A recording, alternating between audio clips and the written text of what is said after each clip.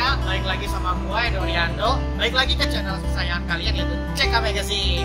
Nah, kali ini gue akan membahas tentang tutorial gimana cara menggunakan si M-Series Connect yang terbaru, yaitu di generasi ke-7. Dimana unitnya aja yaitu di X30 dan fase 3 tentunya. Nah, sebelum video ini dimulai, saya ingetin lagi nih bagi kalian yang belum sempat subscribe, kalian subscribe dulu di bawah sini nih, di tombol merah yang ada di bawah sini guys. Lalu juga jangan lupa untuk like, comment, and share juga ke teman-teman kalian. Nah, sekali lagi gue ingetin ya, kesehatan kalian itu sangat berguna sekali. Jadi selalu menggunakan masker jika kemana-mana. Dan juga jangan lupa selalu cuci tangan dan selalu membawa hand sanitizer. Kalian tuh penting banget guys di masa pandemi seperti ini. Nah, berhubung karena saya ingin membuat video, jadi maskernya saya simpan dulu ya. Nah guys, ini unitas untuk Mazda CX-30 yang dipinjemin sama Mazda Bintaro Jaya. Dan ini kuncinya juga udah di tangan saya nih. Kita langsung cobain aja yuk di dalam. Oke guys, sekarang kita berada di interior si Mazda CX-30. Nah, untuk M-Series Connect-nya itu sekarang tampilannya sudah berbeda guys dibandingkan dengan model-model yang Mazda masih generasi 6.5. Perbedaannya seperti apa? Nah, ini tampilannya nih.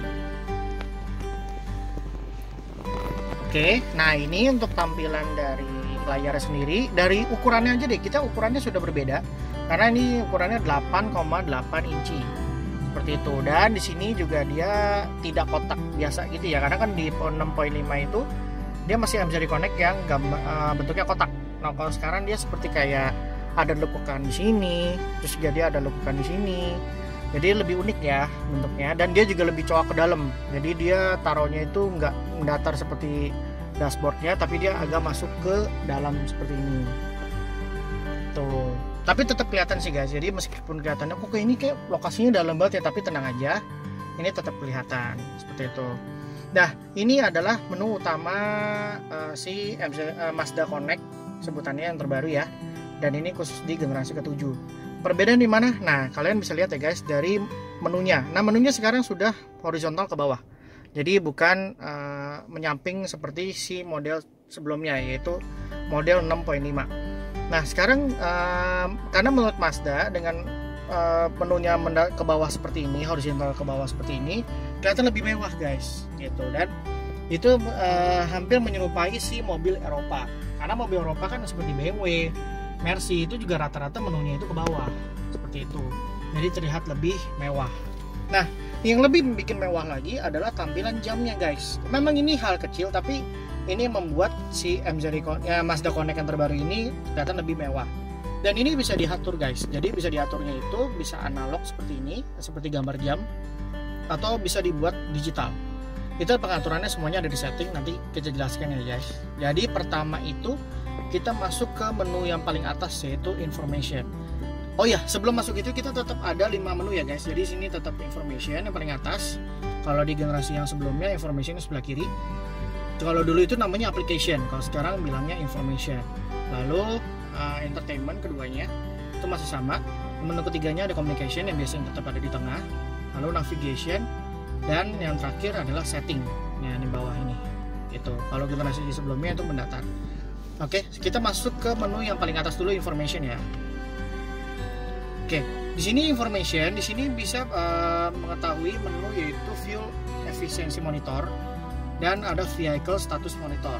Nah, yang terbaru juga di Mazda Connect ini adalah visual yang ada di sebelah kanan guys. Kalau kalian perhatiin di sini ada visualnya itu supaya kita itu tidak mengira-ngira. Jadi ini akan lebih akurat lagi. Jadi ini sebenarnya menunya untuk apa sih? Nah, di sini ada visualnya di sebelah kanan. Itu di setiap menu ya guys. Jadi bukan di menunya aja, tapi di semua menu ada visualnya. Jadi supaya kita lebih akurat lagi dalam memilih menunya seperti itu. Nah, ini fuel efficiency monitor ini supaya kita bisa melihat seberapa efisiensi kita per harinya. Nah, ini kita kan belum jalan, jadi kan ini yang terakhir yang sebelum mobil ini berjalan digunakan itu 10/1 km per liter gitu sebelum dipakai ya, sebelum hari ini seperti itu. Jadi ini yang terakhir lah istilahnya untuk efisiensinya. Nah, lalu di menu selanjutnya di sini ada vehicle status monitor. Nah, di sini ada next service-nya berapa, dan sekarang ini dia lebih lengkap. Kalau dulu itu yang sebelumnya itu hanya cuman kilometer aja gitu. Sedangkan kalau yang terbaru ini udah lengkap, udah sampai tanggalnya dan sampai ke kilometernya juga gitu. Maintenance detail apa aja di sini juga bisa ada keterangannya. Nah, seperti ini. Jadi di stand oil until 9.000. Dan sekarang next service itu harus di standnya 4.763 km di tanggal sekian, seperti itu. Nah, untuk yang menu yang paling bawah itu ada vehicle status maintenance setting. Nah, di sini kita bisa melihat next service date-nya itu manual atau misalkan mau di otomatis saja, tapi biasanya sih sarankan manual ya, karena nanti yang setting itu adalah pihak bengkel. Nah, untuk service date-nya itu juga mengatur si bengkelnya sendiri. Distance juga sama. Lalu ini mereset. Seperti itu. Ini semua tenang aja guys, ini semua yang ngatur adalah pihak bengkel atau SA. Service. Oke, itu menu information seperti itu. Sekarang masuk ke menu communication. Nah, menu entertainment. Masuk ke entertainment ini kita sama saja kalau untuk menu-menunya. Jadi tetap ada FM, AM, Bluetooth, USB 1, USB 2. Itu sebenarnya sama aja, jadi nggak ada perbedaan. Cuman yang perbedaan adalah cara untuk nge-save si station listnya. Nah, kalau dulu cara nge-save-nya itu masuk ke favorit, baru kita add lagi. Nah, kalau di sini enggak guys. Kalau di sini jauh lebih mudah. Gimana caranya? Yaitu cukup tekan di commander controlnya ini agak lama aja. Seperti itu. Nah, pertama kita mencari dulu untuk stasiun ininya mau berapa. Di sini manual tuning. Nah, kalian tinggal cari mau frekuensinya mau berapa. Kita misalkan dulu aja ya, misalkan kita di 99,9. Misalkan seperti itu aja ya. Nah, seperti ini. Kalian cukup tekan di commander controlnya. Lalu tekan lagi sampai ada bunyi bip. Tapi kebetulan stasiun ini sudah di save. Jadi di sini udah ada gambar bintang. Jadi menandakan kalau ini sudah masuk ke menu favorit, seperti itu. Jadi untuk mencarinya lagi seperti tadi, tekan tengah aja, lalu manual tuning dan mencari lagi stasiun listnya. Dan itu nanti bisa dilihat semua hasilnya ada di sini. Ini yang sudah di save di mobil ini. Seperti itu. Lalu kalau misalkan kalian lagi di daerah yang kalian tidak mengetahui nih stasiun listnya itu kira-kira apa sih, radionya di sekitar sini apa sih, itu nggak apa-apa, bisa juga dari tuner control. Nah, di sini kalian bisa mencarinya secara otomatis. Nah, ini acak seperti ini, dia bisa langsung dibantu untuk dicarikan stasiun listnya di kota tersebut, seperti itu. Gampang kan? Nah, setelah itu baru kalian mengikuti langkahnya tadi ya. Jadi tekan nama, bisa langsung masuk ke menu favorite, seperti itu. Oke, menunya itu aja, bedanya cuma di situ aja. Nah, kalau di sini Bluetooth juga sama sebenarnya untuk pengaturannya. Tapi kalau di sini untuk comparingnya itu di sini. Nah, di sini dia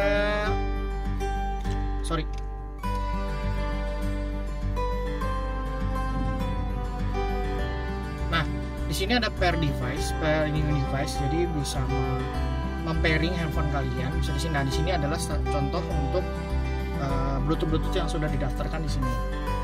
Gitu. Oke, nah ini kalian bisa mendelete-nya itu bisa langsung di sini, bisa delete dari device yang kalian nggak mau pakai. Oke, itu bawah setting.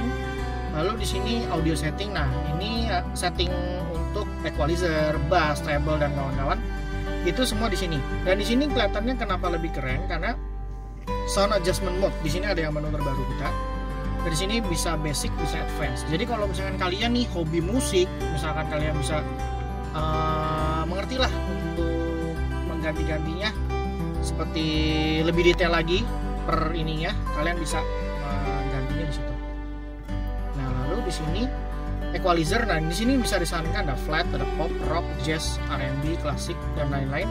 Ini yang sudah terbaru juga di Mazda Connect yang terbaru. Lalu di sini, nah di sini ada yang terbaru juga. Di sini ada listening position. Jadi kalian mau semua bangku atau hanya driver aja. Seperti bisa diatur, karena kalau yang dulu udah semuanya flat, semuanya suaranya sama. Tapi kalau di sini bisa diatur guys, jadi bisa driver doang atau semuanya. Kita setting semuanya ya. Lalu di sini untuk fader, seperti biasa nih fadernya, ini ada visualnya juga, keren ya, bisa kelihatan.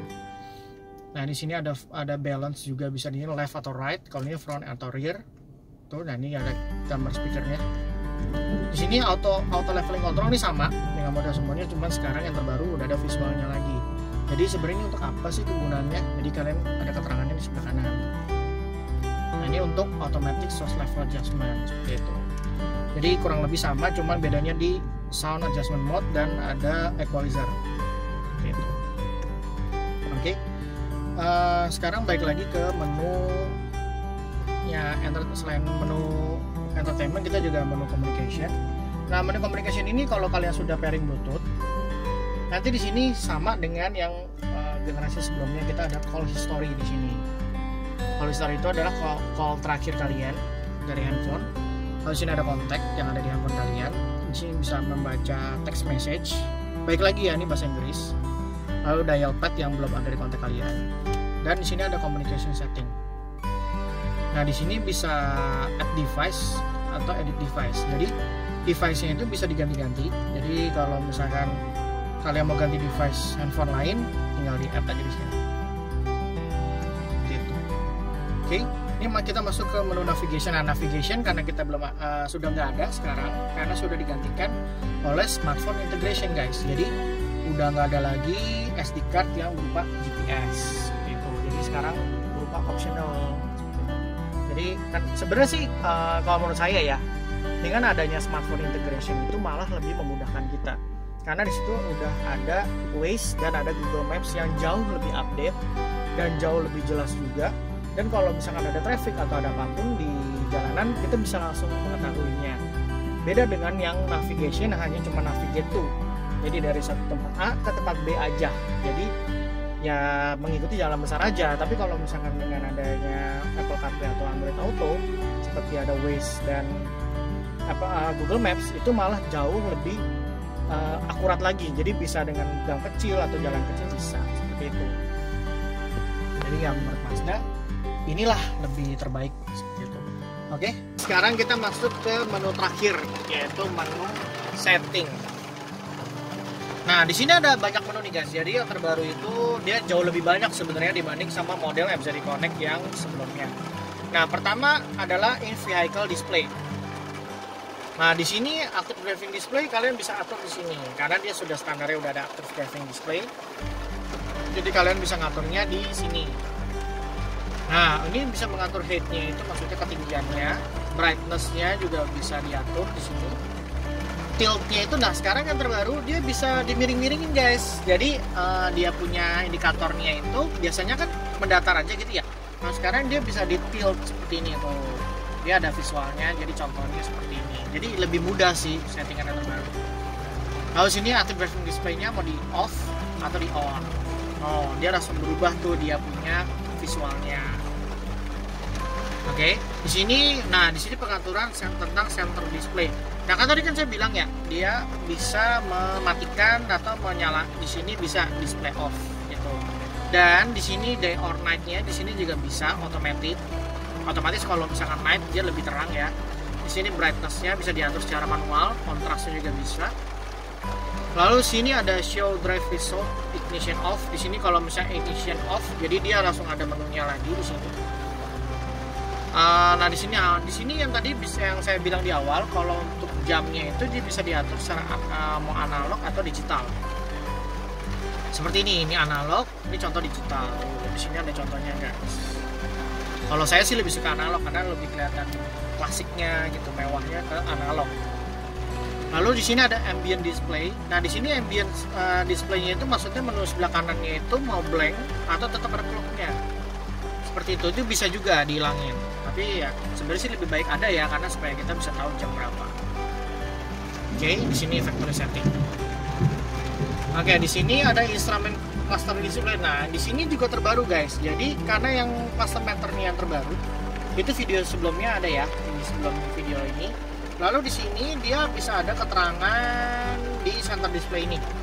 Nah, oke, mengarah ke sini. Di sini karena center display-nya itu adalah full digital dan di sini 7 inci ukurannya. Nah, di sini ini ada di sebelah kanan ada pengaturan untuk bensin, indikator bensin. Nah, di sini dia 80 itu maksudnya untuk range-nya, 80 km itu untuk jarak sisa bensin ini. Lalu di bawah ada suhu luar. Sebelah kiri sini ada current untuk average, jadi current per menitnya. Di sini.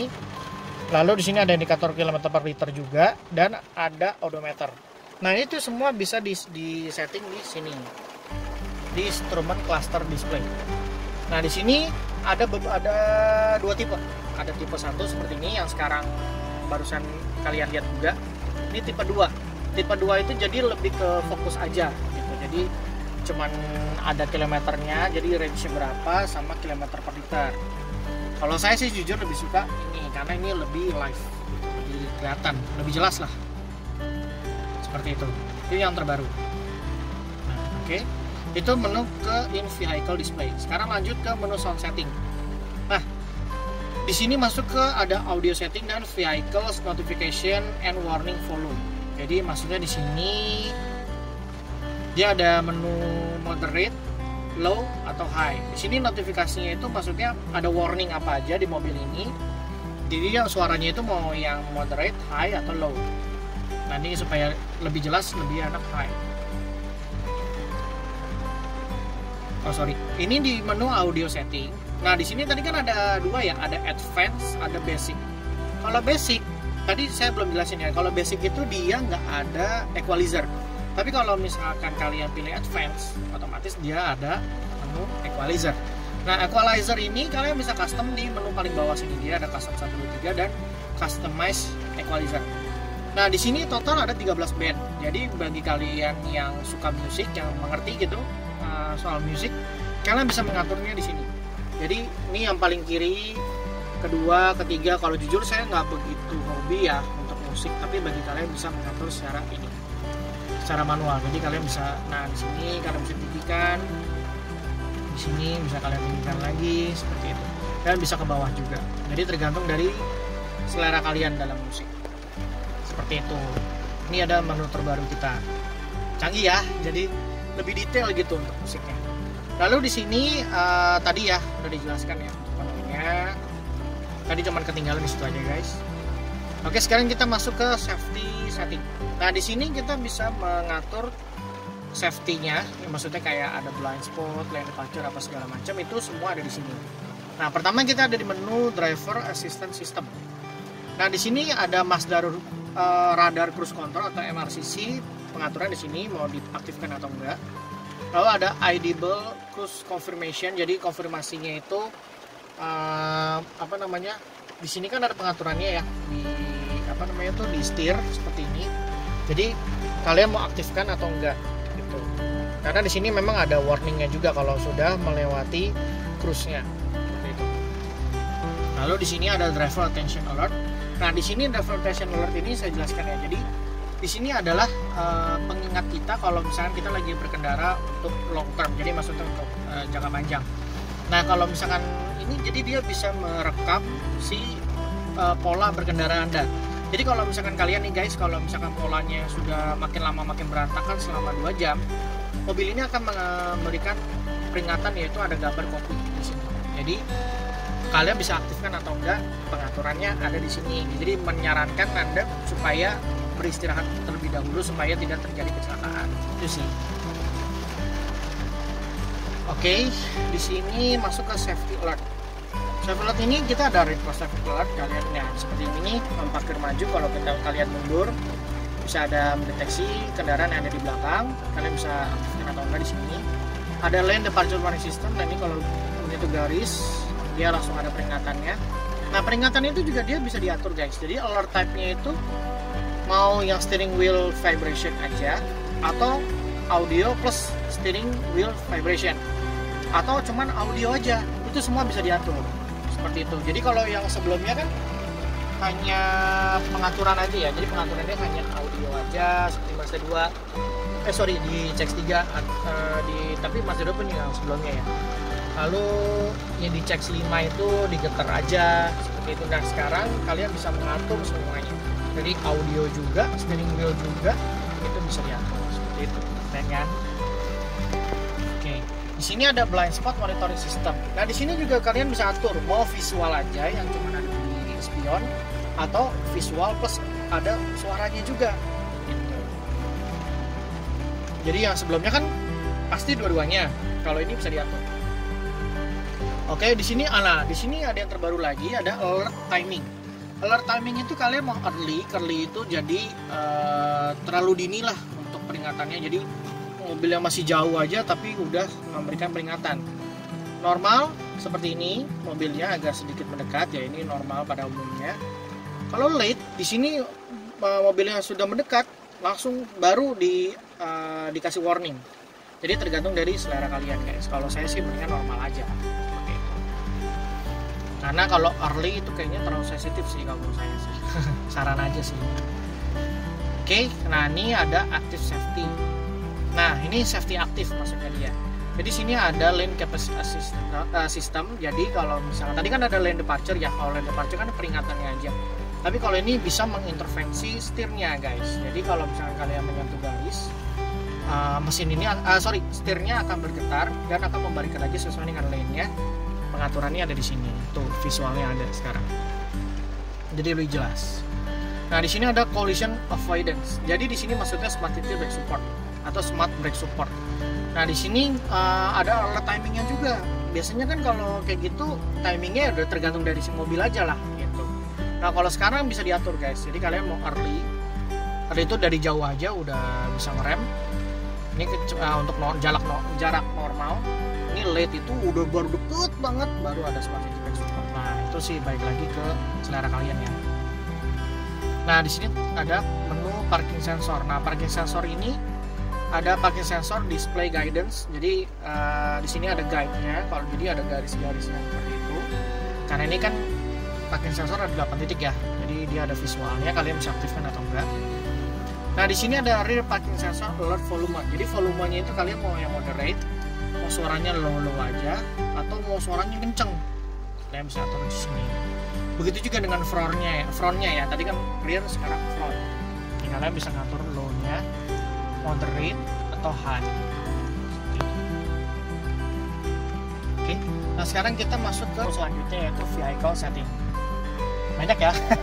Ya memang yang terbaru ini banyak banget sih. Tapi ini malah lebih jelas dan lebih detail untuk setting. Jadi kalau dulu itu settingnya itu cuman yang penting-penting aja gitu. Jadi aktifkan atau enggak ya seperti itulah. Tapi kalau sekarang bisa ngatur sensitifnya, bisa ngatur warningnya dan bunyinya seperti apa, mau besar atau kecil itu semua bisa di sini. Oke, kita masuk ke menu door lock. Seperti gambar visualnya tadi ya. Nah, di sini ada automatic door locks-nya ini. Kalian bisa ngatur untuk lock while driving. Jadi kalau misalnya kita jalan langsung kunci. Nah di sini lock while driving plus unlock ignition off. Jadi kalau misalkan mesin mati langsung tiba-tiba otomatis pintunya unlock. Kalian bisa atur seperti itu. Oke. Terus lalu ada juga yang lock in gear. Jadi kalau misalkan kita memindahkan tuasnya ke D, langsung si pintunya mengunci. Nah di sini juga bisa mengatur in gear plus unlocknya in park. Jadi kalau misalkan kalian ingin membuka kunci dengan syaratnya bisa menggunakan pindahin tuasnya ke P maksud saya. Jadi kalau misalkan pindahkan ke P langsung otomatis pintu ini terbuka. Nah ini ada settingnya seperti itu.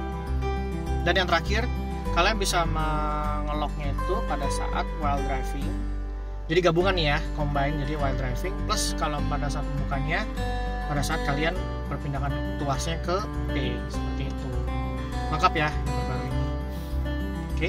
Di sini ada automatic relock wait time. Nah, di sini automatic relocknya itu kalian bisa men-setting mau 30 detik, 60 detik atau 90 detik. Seperti itu. Jadi kalian bisa ngatur untuk interval waktunya. Oke, ini di sini ada keyless auto lock. Nah, di sini maksudnya wall lock sebenarnya. Kalau di menu yang bisa di-connect yang sebelumnya.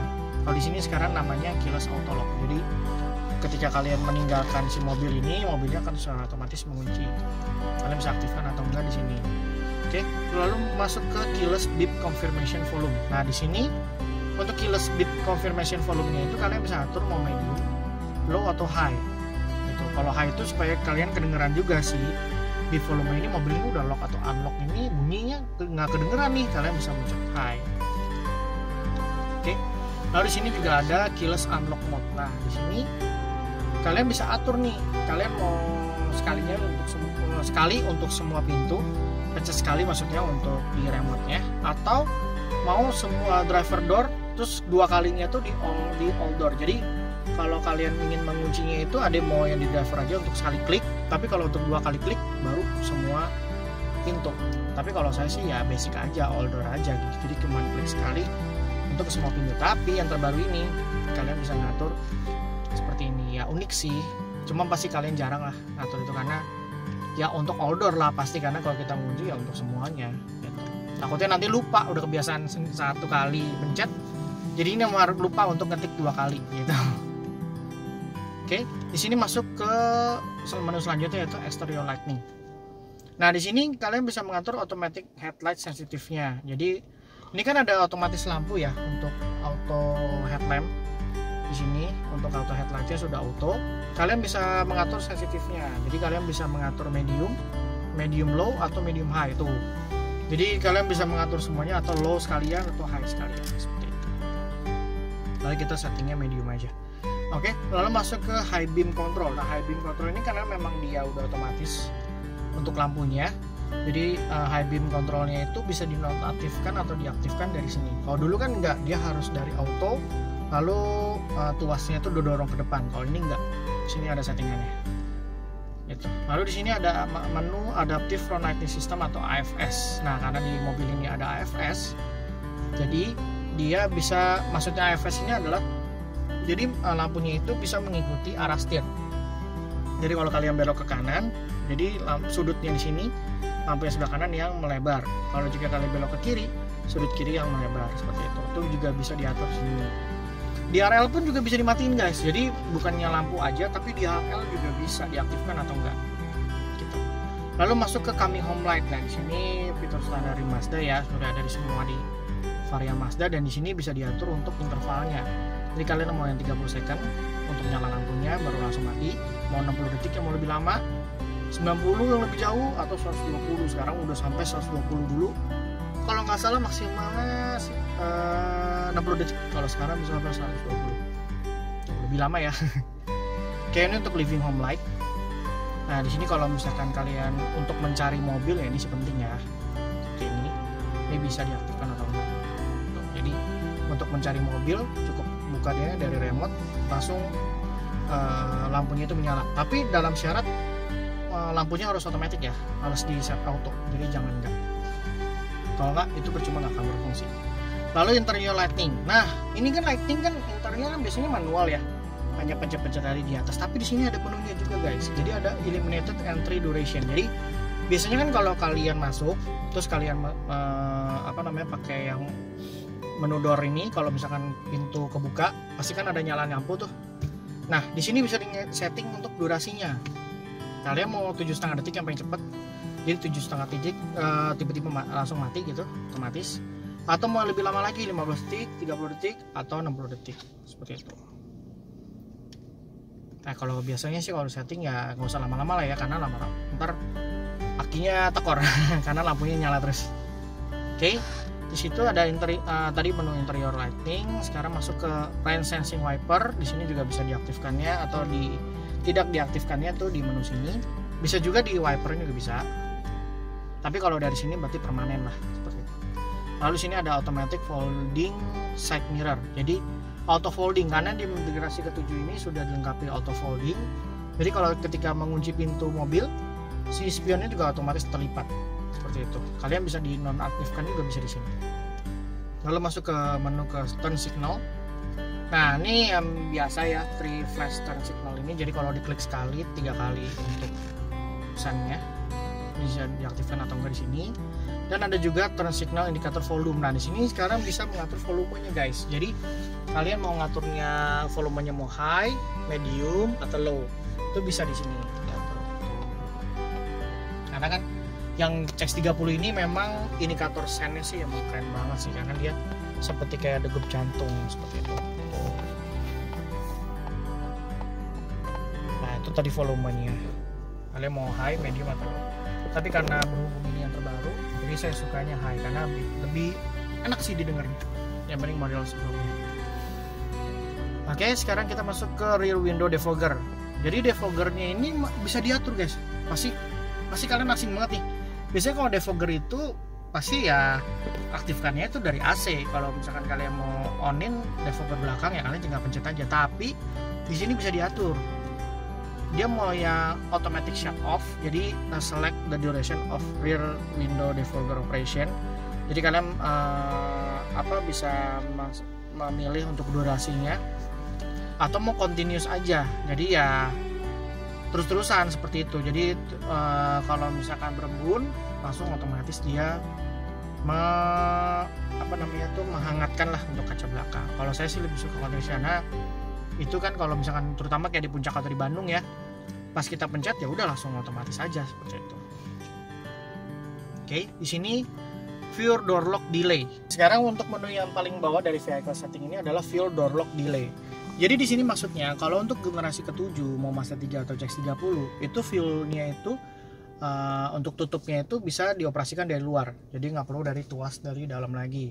Tapi yang sebenarnya ini pengaturan yang cukup unik ya, karena biasanya di mobil-mobil lain gitu di merek sebelahnya itu biasanya cuma cukup di unlock lalu ditekan pompa bensinnya langsung terbuka. Tapi di sini bisa diatur untuk delaynya guys. Jadi supaya kalian mau lama delaynya atau sebentar sampai 120 second juga seperti itu. Jadi kalau misalkan kalian mau lama nih delaynya sampai 120 second kalian bisa atur di sini. Unik ya, biasanya kan kalau cukup di unlock aja nanti tukang untuk dari pom bensinnya itu yang membukakan. Tapi ini bisa di delay seperti itu ya. Aneh sih, cukup unik sih sebenarnya, cuman nggak apa-apa. Ini karena ini fitur lengkap banget. Dan untuk menu setting berikutnya, nah ini menu yang paling menarik nih, yaitu connectivity setting. Nah connectivity setting ini kalian bisa mengatur Bluetooth setting di sini juga, atau di menu yang tadi entertainment juga bisa. Dan di sini yang terbaru adalah smartphone connectivity. Jadi kalian bisa mengatur untuk Apple CarPlay atau Android Auto di sini guys, seperti itu. Nah aplikasi setting ini, iPhone ini kita bisa always ask, biasanya kita selalu menanyakan ini device yang terbaru atau enggak. Di sini kita ada nama-nama yang sudah terkoneksi di mobil ini seperti itu. Ini ada always enable, jadi kalian bisa mengatur device yang atas nama yang di ini langsung enable. Jadi pada saat kalian colok di USB itu langsung terkonek. Ada juga kalau misalkan yang iPhone yang jarang kalian pakai, bisa juga pakai yang always ask. Jadi setiap kali kalian mencolok itu baru akan ditanyakan mau menggunakan Apple CarPlay atau enggak seperti itu. Tapi sih kalau misalkan satu device ya mendingan ya ini aja langsung aja always enable. Jadi pada saat kita colok langsung masuk ke menu Apple CarPlay. Begitu juga dengan Android Auto. Android Auto juga sama. Nah ini kebetulan juga ada nama saya juga karena saya pernah mencobanya.